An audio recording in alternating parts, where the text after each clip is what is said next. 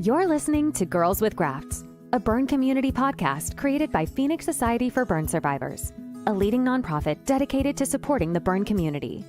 In this podcast, we'll talk with burn survivors, share resources to help with supporting and improving burn recovery, and discuss how to prevent burn injuries. Here are your hosts, burn survivors and Phoenix Society's marketing team, Amber Wilcox and Rachel Kudlak.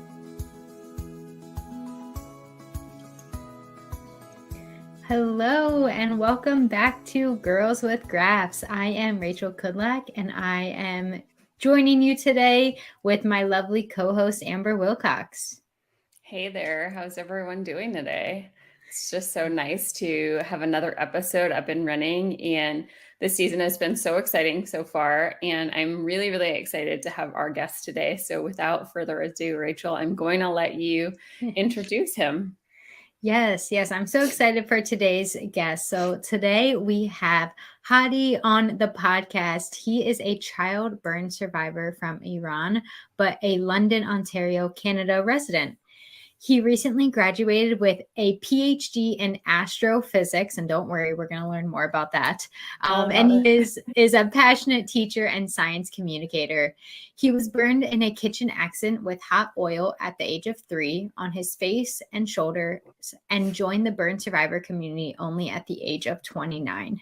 Connecting with other burn survivors was a life-changing moment for Hadi, and it helped him to accept his scars for the first time. This experience made him speak publicly to raise awareness about the burn survivor experience and more specifically, the mental aspects of living with scars. So thank you so much for joining us today.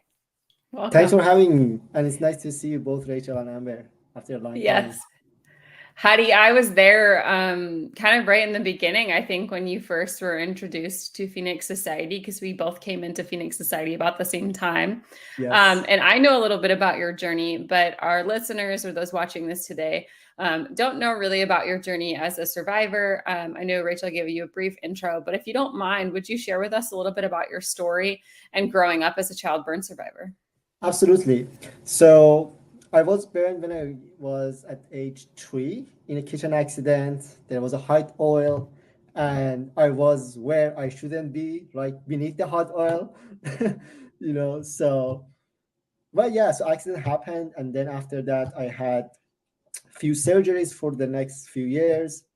But after when I was at age around 6-7, they stopped the surgeries because they said that you should grow up completely and then you're going to go back to your surgeries.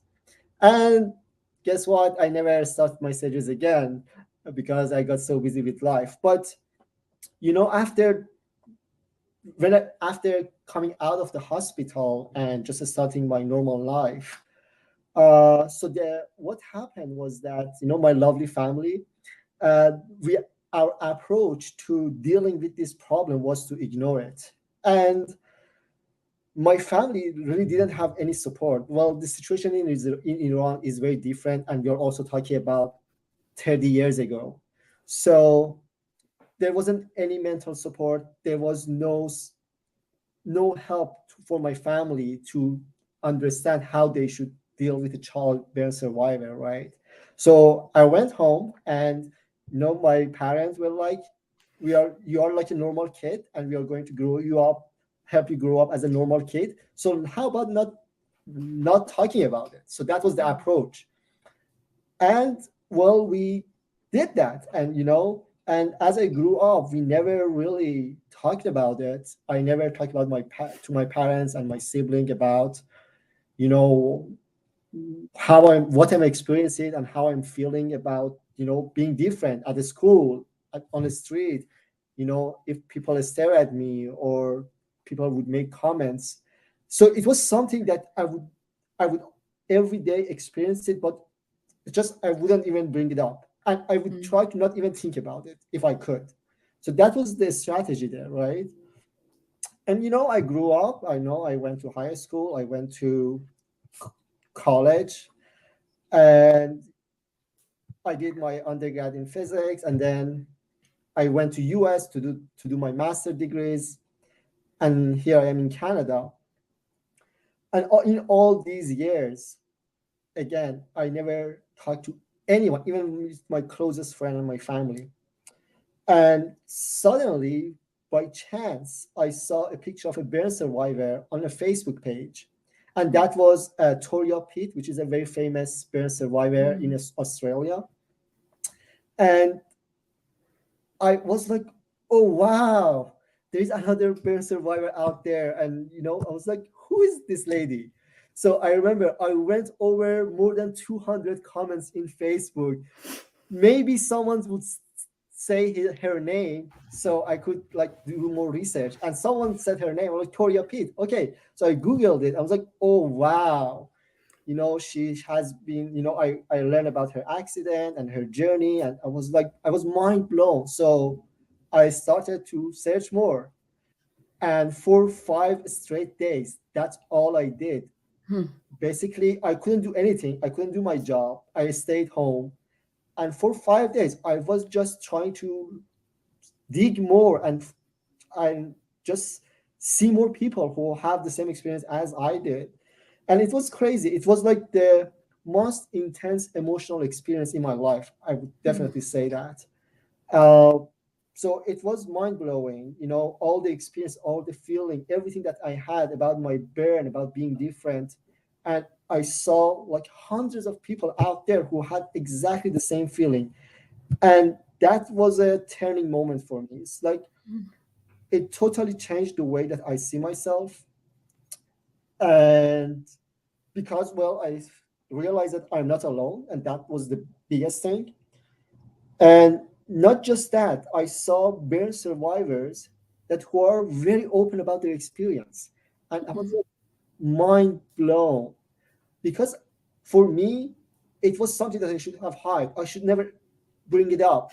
I just don't want people to see that aspect of me, right? That was my approach to being a burn survivor. And then I see these fellow burn survivors, they are so open about it, they are proud of it, they love their skin. I'm like, how they get there, right? So, but that was this beginning of my journey. And then, I just started to dig more and find communities. And fortunately, I found the Phoenix Burn Survivor Society. And, I also found some other societies in Canada. So I just entered the community, and it was one of the most important experiences in my life, I would say. Uh, at some point, I joined the Phoenix World Congress, and that was an amazing experience. But in the past, like 3-4 years that I started this journey, I've been learning like every single day. It wasn't like a single moment that I started to accept myself. It was a hard journey. You know, at some point I was like, okay, everyone else is saying that you should love your scar. I'm like, yeah, I love my scar. I love my scar. But just saying it and say that I should love my scar was very different than getting to a point to say that, look, I'm okay with who I look, how I look, and I love it. And it's just, it was a journey to get there for me. I'm really glad that I'm there. So. Yeah. And so I wanted to ask, so when you growing up before, obviously your injury happened when you were 3 and you just really recently found our community. Did you know any other survivors? Did you have any interaction, or you only knew your own injury? Yeah, well, yes and no. Well, yes, because when I was in middle school, actually there was another boy at my age who had exactly the same burn injury as I had in my school. And it's crazy to think about it, but we didn't even talk to each other. We would see each other. Because for me, as I said, being a burn survivor and having this facial difference was something that I was escaping, right? I was like, no, I don't want to talk about it. I don't want to think about it. And then I had this boy in my school, which was exactly my situation. And we didn't even get close to each other. I'm sure he had the same feeling, right? And now, after starting this journey, I'm like, oh man, if we had started talking to each other at that age, we would have go through a totally different experience, because we would just share about it. Who knows how that would change our life, right? Yeah. But yeah, so that was the only burn survivor that I knew, which we never talked to each other, which is a little bit sad. But yeah, I never saw any other burn survivor, and then till I came to US and then Canada, and then I was exposed to the burn survivor community. So Hadi, you talked about how, you found Turia Pitt's post in 2019. And you got a chance to kind of really dive into the community. Wondering if you've had a chance to maybe reconnect with your family on how it is to be a burn survivor after all of those years of maybe like not talking about it. Have you reconnected and talked about it with them? Oh now? Yeah. That was a very emotional experience, because I brought this up with my family and they were mind blown, because I never brought up these emotions and these feelings, and it was very hard for them too, right? Because they realized that, I needed some support, but they couldn't give me. But the problem was that they didn't know anything better, right? They felt that approach to just let it go, don't bring it up, that's the best approach, and they did the best that they could. But it was a very also emotional experience for them. And we started to talk about it more and more. And actually my families started to tell me their perspective about how they felt, what they went through, and I was mind blown, because I realized that actually I had the experience, and I can talk about it, but my family, my parents and my siblings, they also had to deal with this issue, right? For example, I have a twin sister, right? And now you can imagine that you're a 3-year-old and then your twin brother has this accident, and like most of the focus of the family should go toward your brother. So how would you feel as a 3-year-old child, right?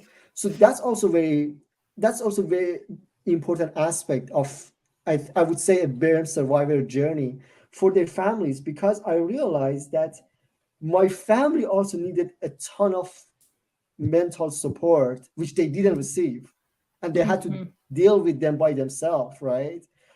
And so it was a crazy experience to start opening up about all these issues so many years after. Yeah, absolutely.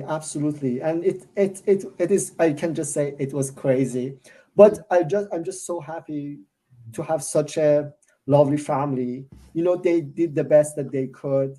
And even when I brought this up, I would say I'm lucky enough that they are so understanding, that they easily accepted what I said and accepted my feeling, but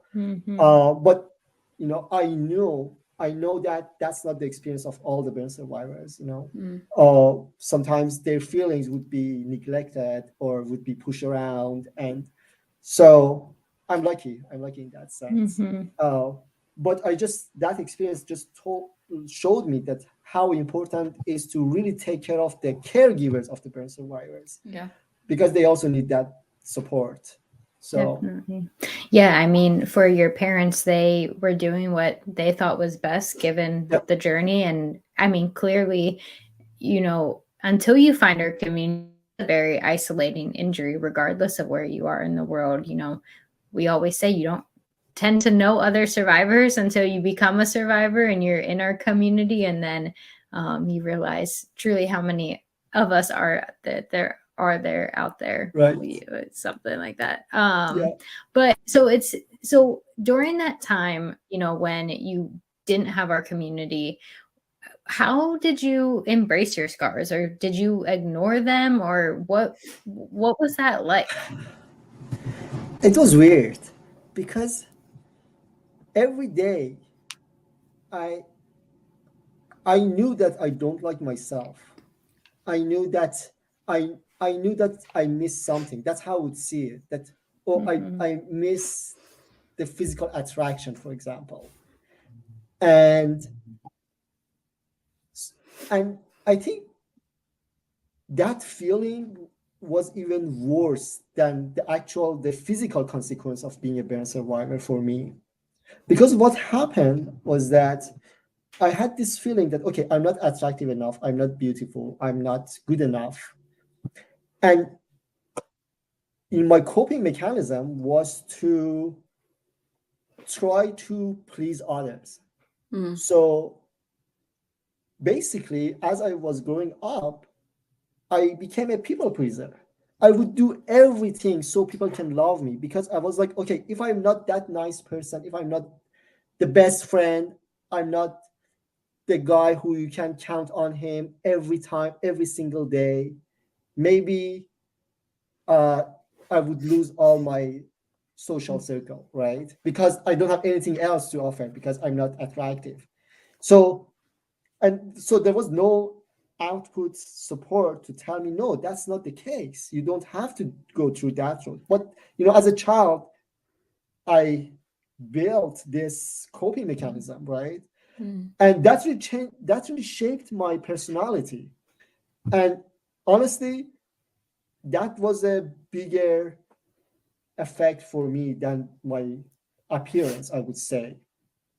Because when I started to realize that okay, that's actually how I have been living my life, because of I lack self-love, I'm turning to this person, then breaking out of that was a tough journey also.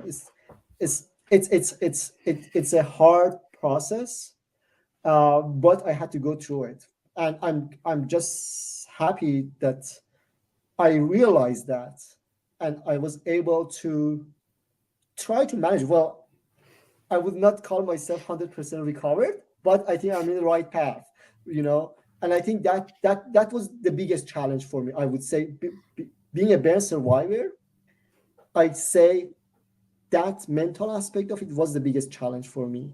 To say, look, Hadi, you're good enough, even though you have scars. It doesn't mean that you have to sacrifice other things to prove yourself.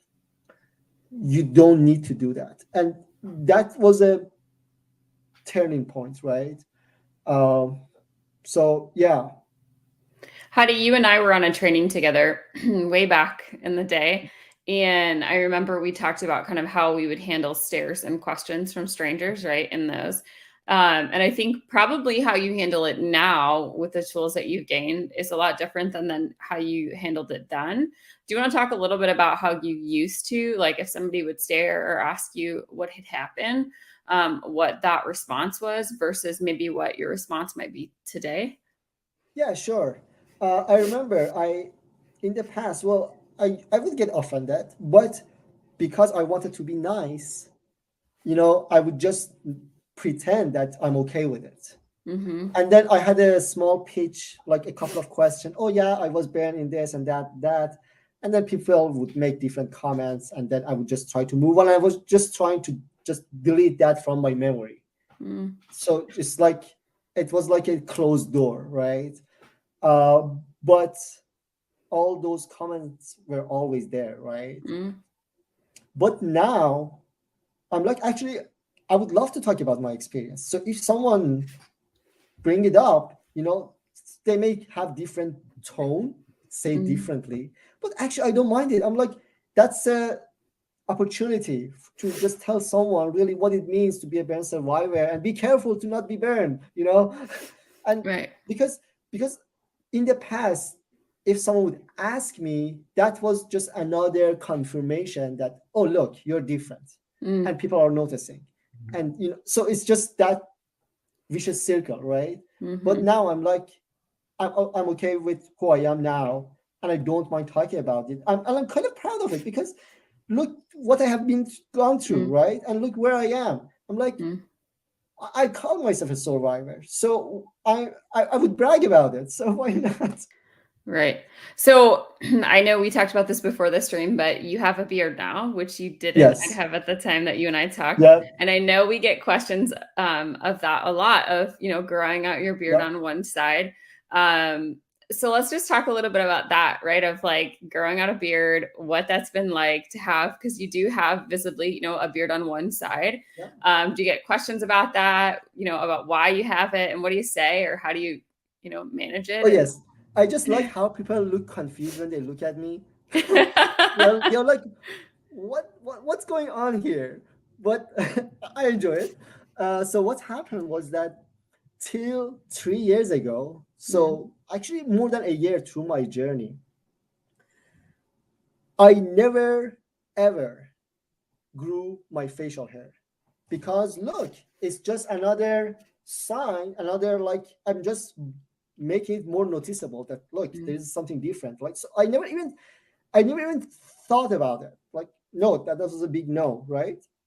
But a very important part of my journey was to grow up facial hair, to show that look, I'm different and I'm okay with it.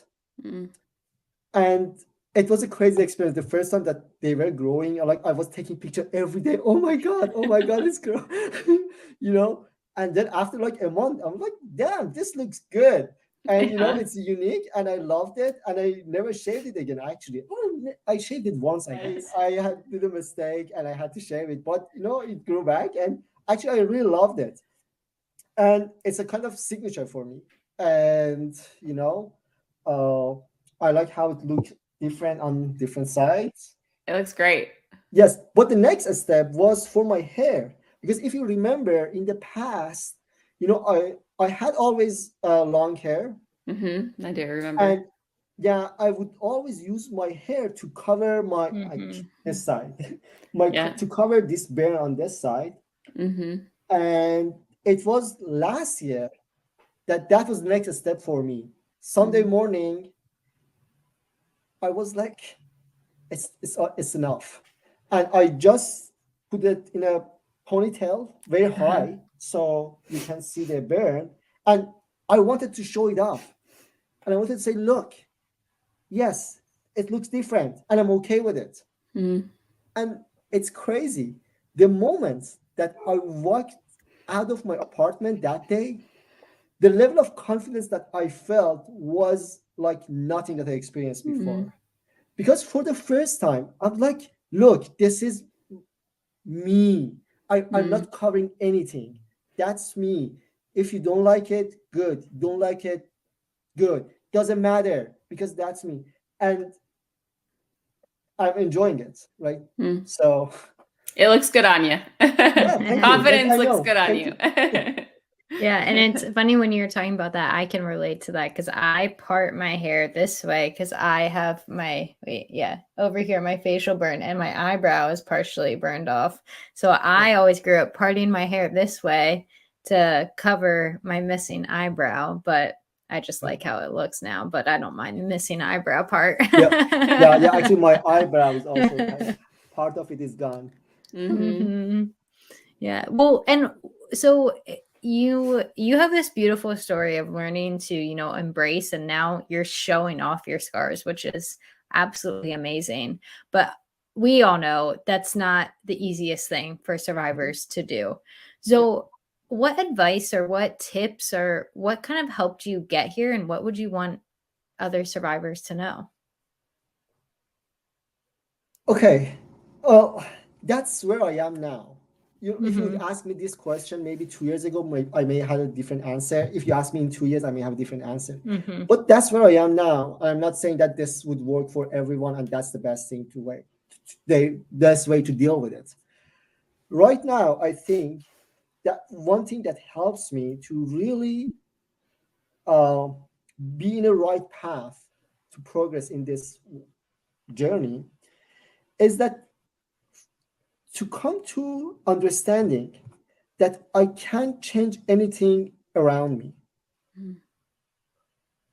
So, look, I can't be worried about what people would think about me. I can be worried about, if I'm covering my scar or not, and how people would see it. But at the end of the day, let's say even if like all the people in my town would accept me and they know me and they're okay with being a burn survivor, like I may go to another city and then those people may not have seen a burn survivor.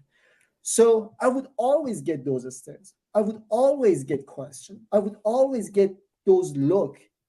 And for a while, I was trying really hard to like educate the society, say, look, like don't stare at burn survivors. And although I wish that we don't have that problem, but basically my focus was to teach the society to how to deal with someone with facial difference, right? Mm-hmm. But now where I am is like, man, you can't change the whole world, right? But I can only change one thing, how I'm going to interpret my world around me.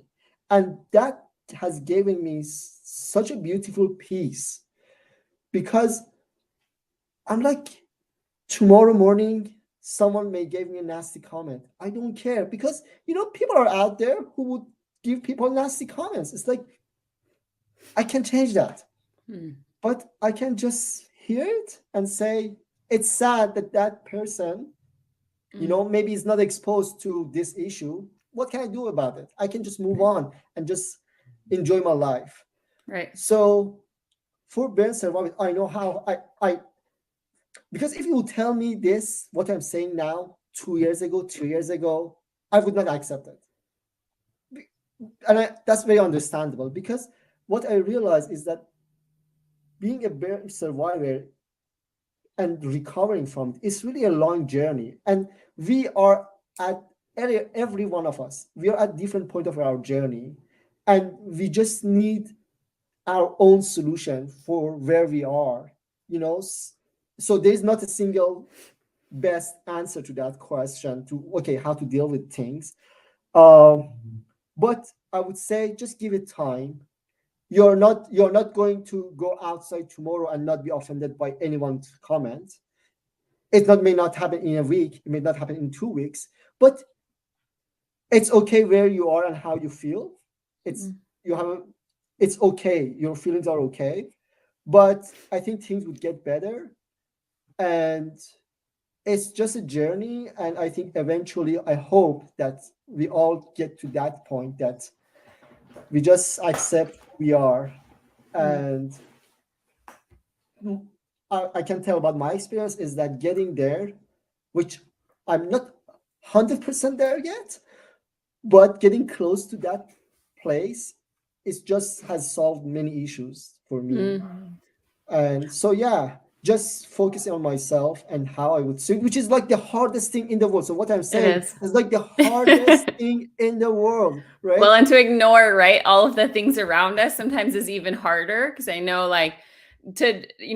whether it's about my burn or someone says something to you that really just gets to your gut, it's really hard to ignore it. But that is a learned skill, right? Of moving on from it. I find myself having to do that as well, right? Of that person has their own things that they're dealing with, where they felt the need to do that, but it's not something that can happen easily. And I've, especially I think with my burn injury, I had to learn that more of, right? What happens, some circumstances are beyond my control, and I have to kind of just sit with that. And I think yoga helps me with that, because it teaches you to sit with that uncomfortable feeling sometimes, which sitting with uncomfortable feelings is uncomfortable, but they're meant to. So I love that you said that, because I think that's really important for survivors to know of it's going to be uncomfortable, but it's okay to just sit with the uncomfortable sometimes. Well, exactly. And I think you brought up a good point too of, you talked about growing out your beard, and then you eventually went to show off and pull your hair back.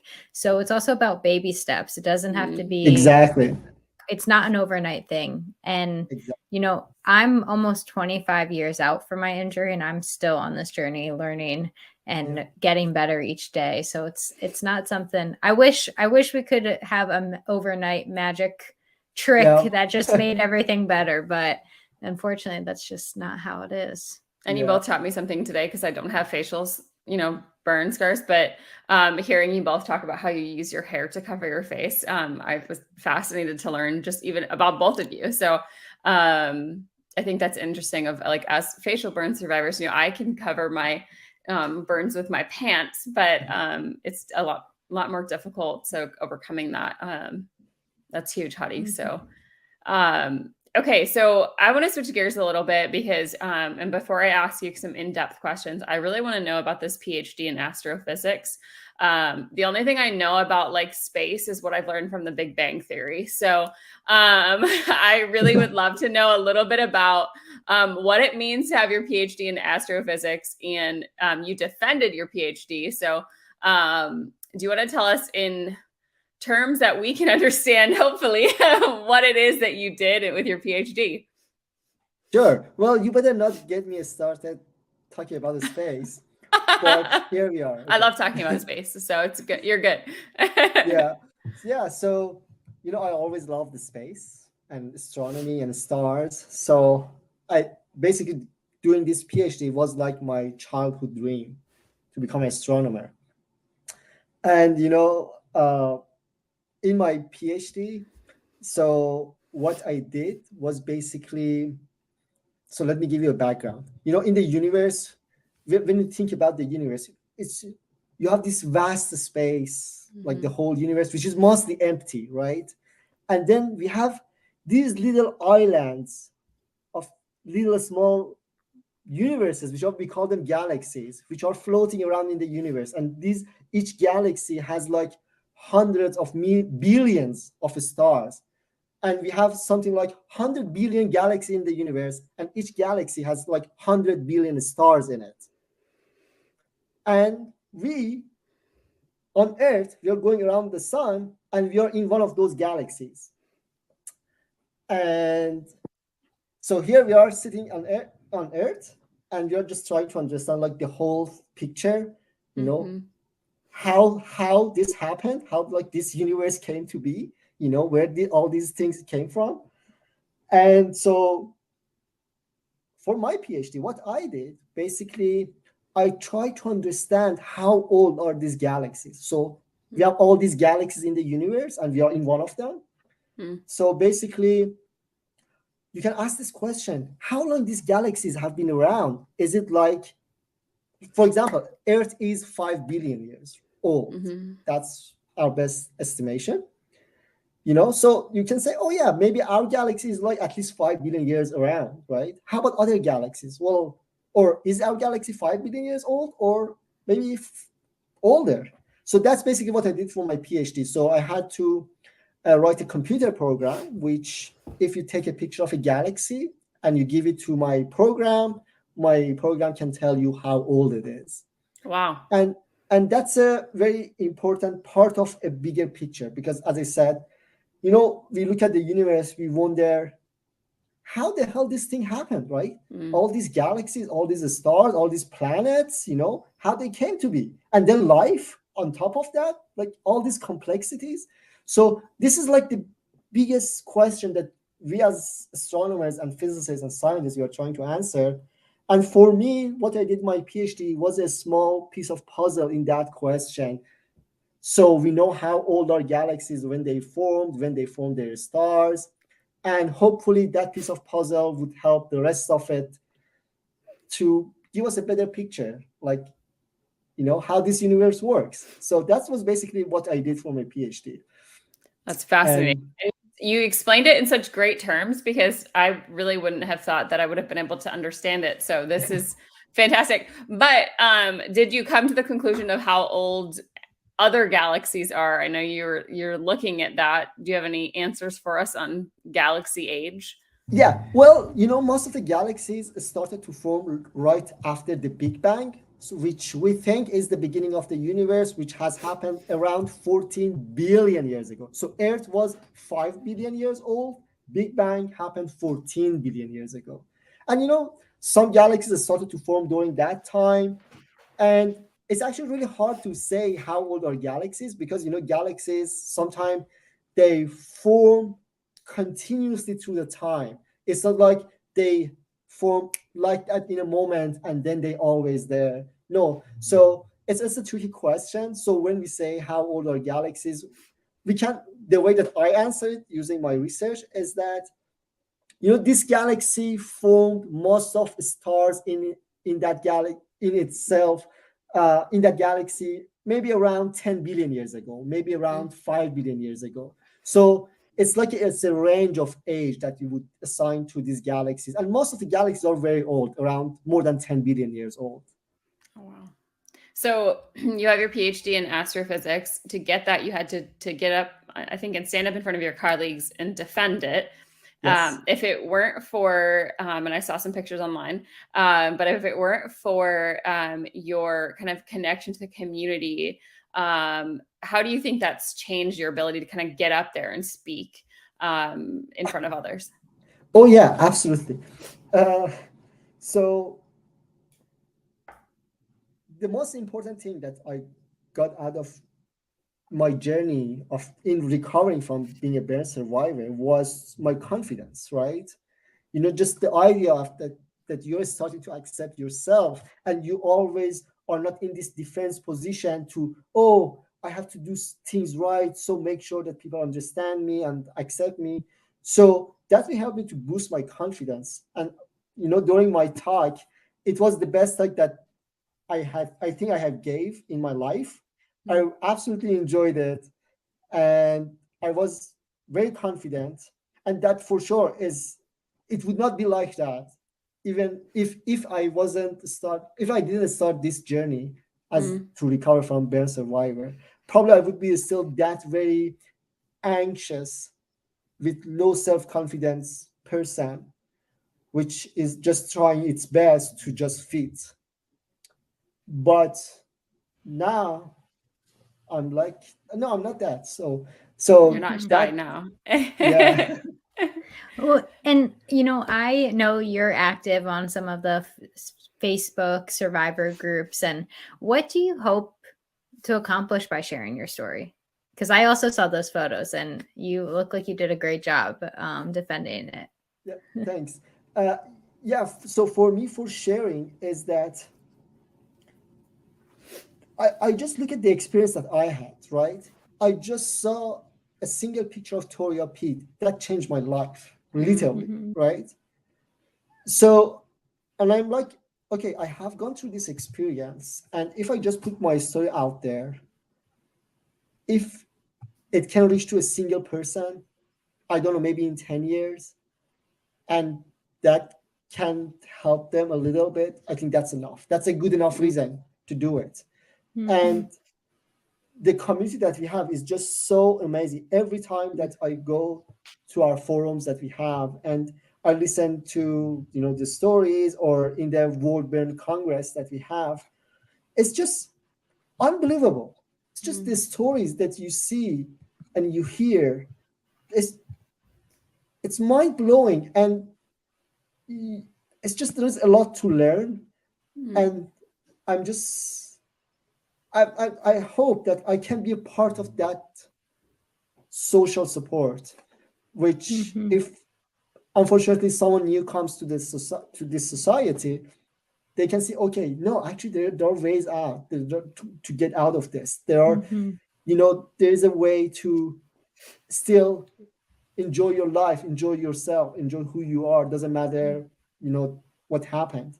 So I just hope that I can be part of a small part of that whole system of support, because You definitely are. myself.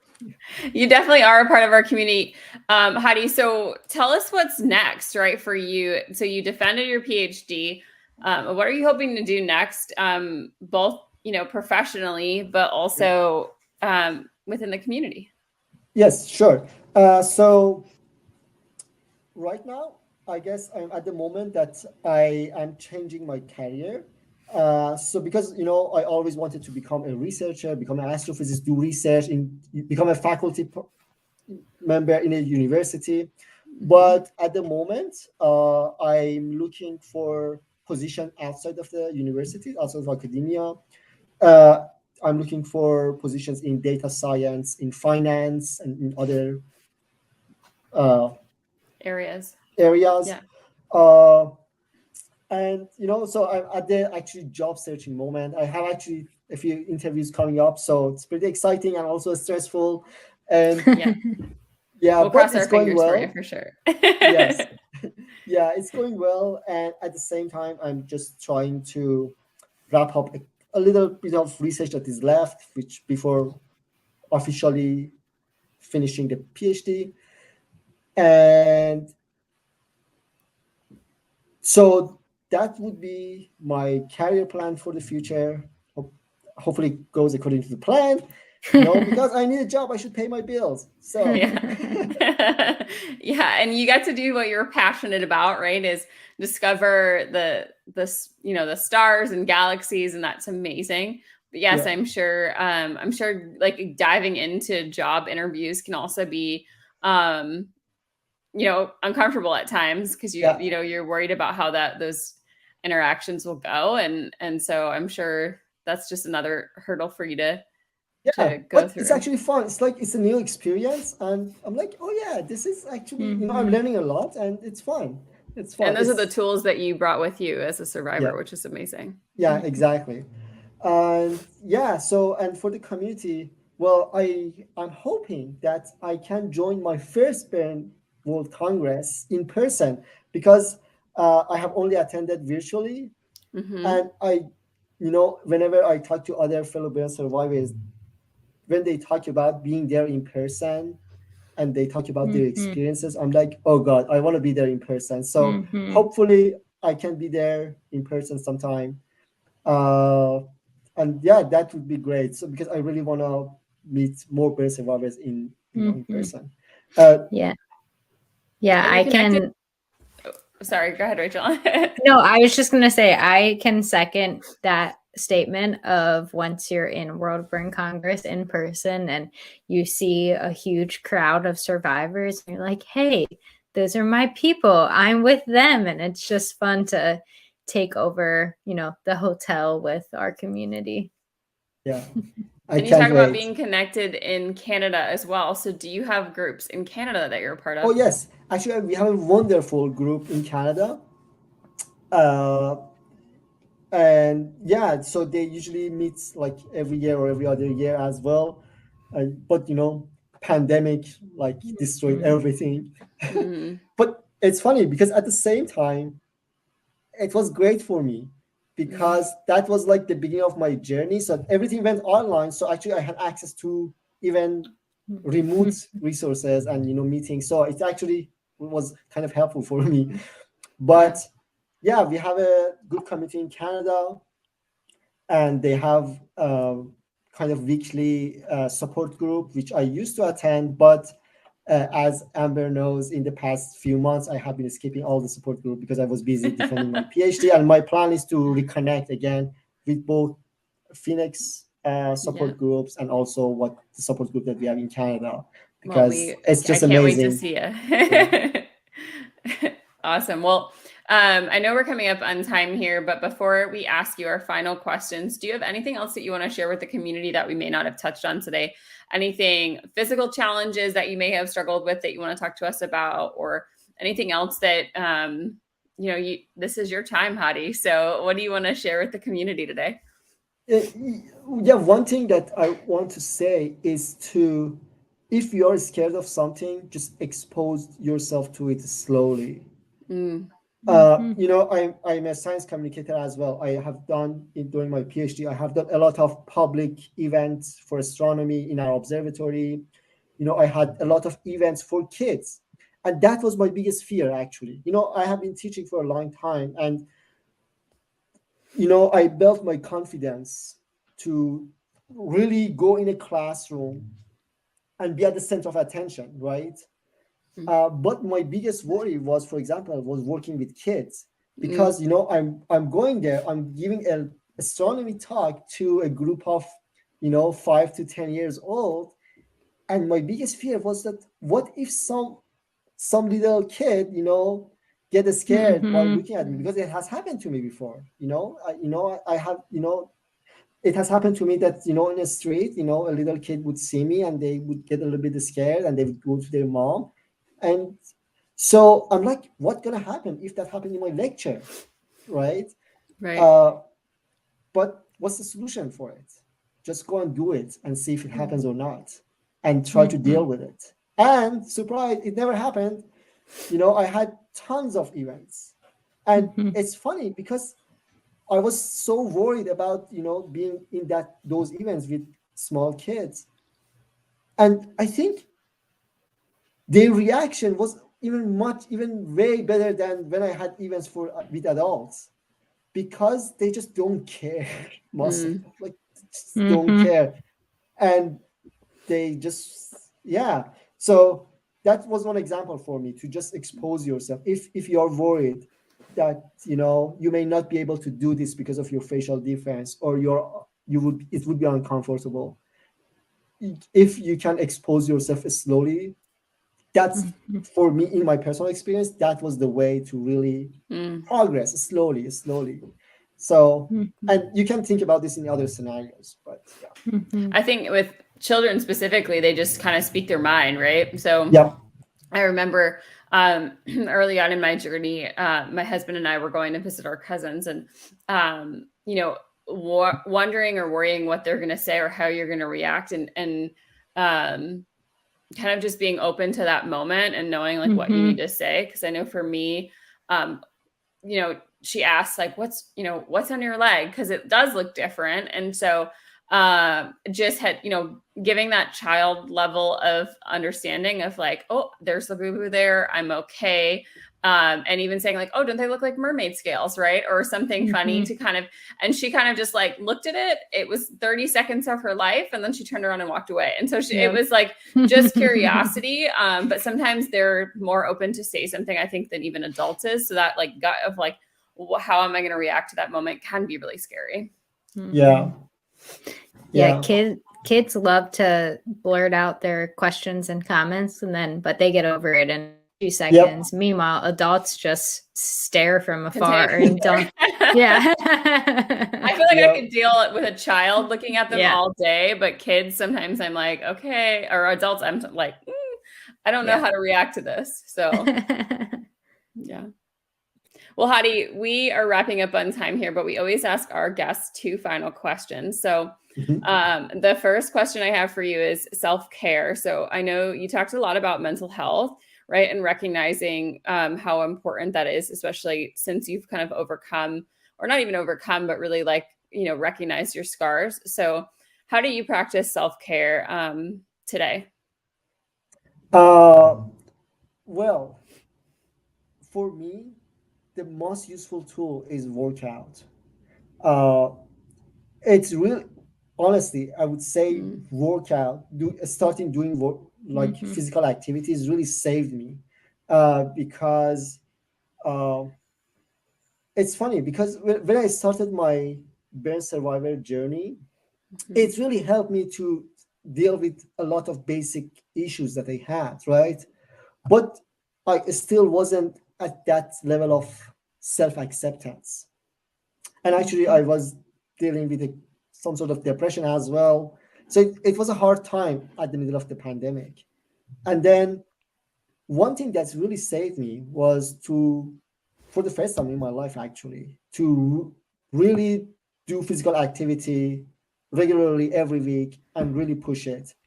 And it changed everything. And it's like magic. It's unbelievable, especially for me, who never was active in my life. Starting doing that, it really changed me physically and mentally.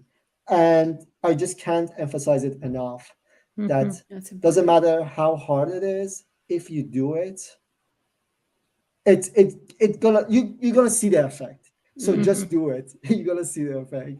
My husband was my primary caregiver, as you know, and even to this day, right? If I'm having a bad day, it doesn't have to relate anything to my burn injury, but he's like, let's go. We're going to go for a walk, because he knows that like activity of walking and being able to talk it out, or going to a yoga class or something, is what I physically need. And I found that so helpful during my journey as well. As it didn't matter if it was a short walk or a rigorous hot yoga class, as long as I kind of got out and got moving and got out of my head, that really helped me as well. Mm-hmm. And I know, Rachel, you're a big fitness person as well, correct? Yes. I always feel better if I start my day, even if it's 15 minutes, but I get a good sweat in. I just automatically feel better. And it's just, I have to do it. Or even if it's a quick walk outside, but just a little morning movement is what I like to say every day. Well, and so our last question for you today is, do you do anything special to celebrate your burniversary? And I was actually curious when I was thinking about asking you this. Do you know exactly when your burniversary was, since I know you didn't talk a lot about it growing up? Yes. So actually, it's I know the day. It's a very specific day in Persian calendar for Iranian. It's actually a day that people do a lot of firework outside. So actually, on that day, we have a lot of burn injuries because people do a lot of fireworks. But for me, it was a kitchen accident. So yes, it's that day. But no, I don't celebrate it. I mean, I just somehow, for whatever reason, it's just I don't correlate those two, that day with my parents. Maybe because from childhood I just tried to ignore it.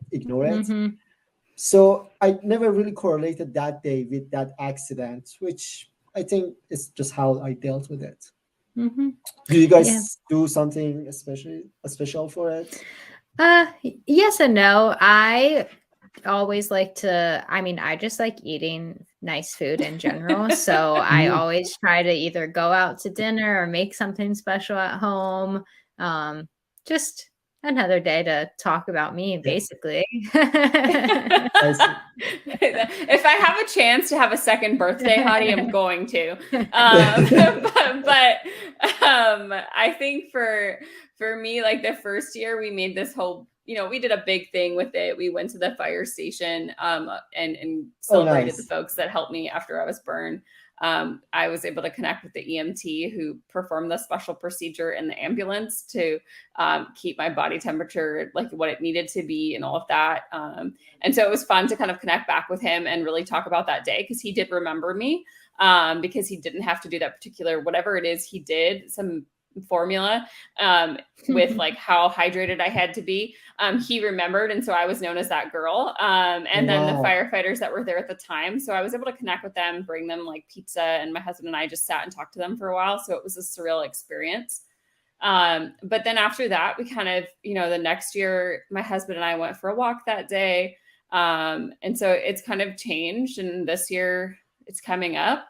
And I don't know what we'll do this year, but I think, as the years go on, I think like the first year is just a big, celebration. And, but I'm with Rachel. If I can have an excuse to celebrate me another day, why wouldn't I? Right. So maybe we'll just make my husband take me to a nice dinner or something this year. Good idea. Well, Hadi, you can't. 2 birthdays, like, I already love my birthday enough as it is. So, so Hadi, I think I should do the same thing. I should just find another birthday, like. It's a second, it's a rebirth day. A lot of folks on the podcast have told us that, right? It's their like rebirth day. So they celebrate it as like a second birthday. So give yourself a gift that day. Go celebrate with something you like to do. I sometimes try to go get like a massage around that time too. Oh yeah, I'm like down for that. Self-care. So there you go. You have some things to start doing on that day, Hadi, and we'll have to hear about it when it happens. But yes, we want to thank you so much for being on this episode. Before we close out today, do you have any final thoughts to share with Girls with Grafts in our community? Well, no, first of all, just thanks for having me. It was very nice to actually see you guys after a long time and just talk. And yeah, so thanks for that. And for the burn community, all I can say is that I love you all. You are all amazing. You are warriors. You are going through a tough experience and you're coming strong. And every single of us should be proud of it. So yeah, be proud of it. I know it's hard, but we should be proud of what we are going through because we are warriors. So, well, congratulations on your PhD. Thank you. And hopefully we'll see you at the next World Burn Congress. Yes, hopefully. Yes, thank Have a good you. one. Yeah, thank Bye. you. Have a good night. Bye. Thanks so much for tuning in to this episode of Girls with Grafts. If you are enjoying this content, please feel free to rate, subscribe, and leave a review wherever you listen to your podcasts. This helps others find the show, and we greatly appreciate it. Thanks again for listening, and we'll catch you in the next episode.